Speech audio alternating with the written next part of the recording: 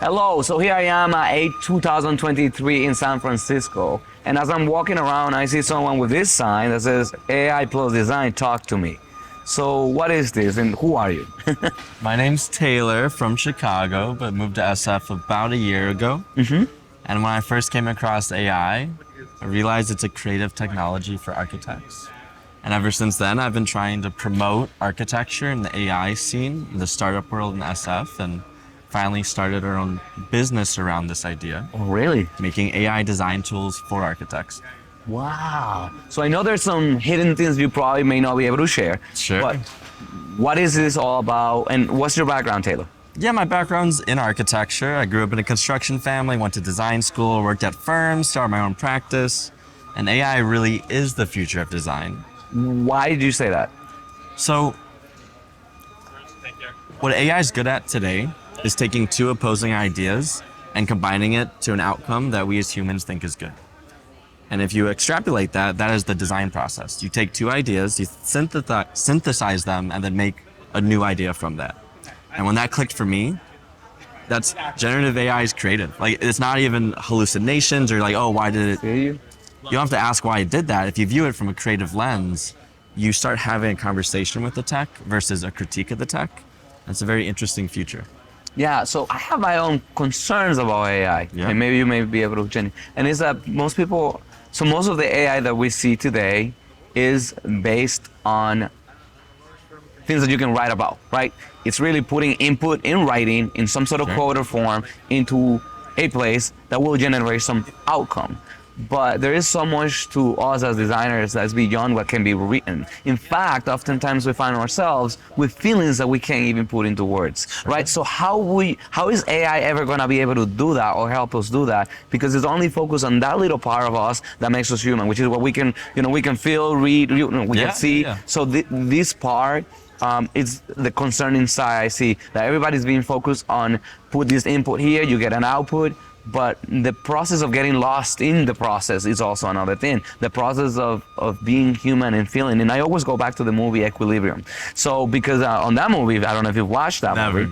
So the movie was about a dictatorship where feelings were not allowed and people would get an injection or a pill so that they didn't feel. Sure. So one of the executive, military guys within the movie, at some point confiscating all these different things and opens up this cave, and inside the cave there is someone playing Beethoven. So they hadn't felt anything like that. Sure. He hasn't seen anything like that. So he broke to tears and he was trying to hide it.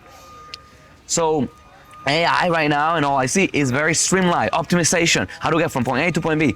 But the fun part, the humane part is being overlooked. How is AI going to help us with that, right? That's why you still have architects.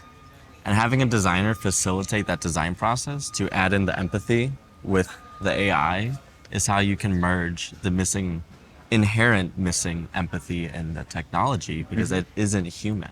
So when you have an architect, your good friend Al here, he can help facilitate that process. So I was involved with that too? He's a good friend. Oh. Yeah.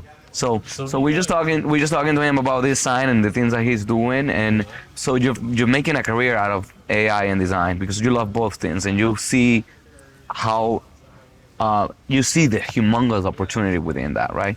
I see a profession that historically barely turns a profit and is often mismanaged in time, and AI can bring a lot more efficiency in the design process, which leads to a more profitable business, which helps the profession.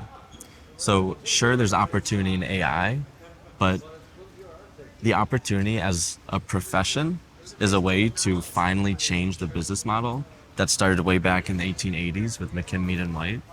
I think with AI, you start approaching like, how can we do this with the new technology? That's where you get a shift in the business model in the industry. Now, so you're creating some sort of software program? Yeah. We're creating a platform to leverage AI in your design workflow. And he may connect with different other softwares that are used? It's AI first, so we're not a plugin. We don't connect with other programs because that's not how you fully leverage AI. Because today it's... So you don't want to see AI as a second thing. It is the thing, right? AI first. Because you can have AI powered insert whatever, right? But when you're AI native, today it's 2D, tomorrow it's 3D, soon we'll have video. And you can't do that with a plugin because that's built on a software which isn't AI first. So you will have inherent flaws that come with the software. So basically, the software will be killing the possibilities within the AI. It's restrictive, yeah. Yeah, this is pretty interesting. You know, I don't want to, because I'm trying to dig more from his brains, but I don't want to because some of it is actually highly confidential. So, but Taylor, thank you for being a part of this quick conversation. Everybody subscribe to Flow Design YouTube channel on YouTube. And this is gonna be there. And I hope that we can connect more and get more information. Yeah, probably invite you to our office and you can talk to us via Zoom in whichever way you may, so that more people understand that AI is here to stay, and it's not necessarily a bad thing. It's actually a great thing. Thank you. Welcome to Flow Design Architects, a company that works with you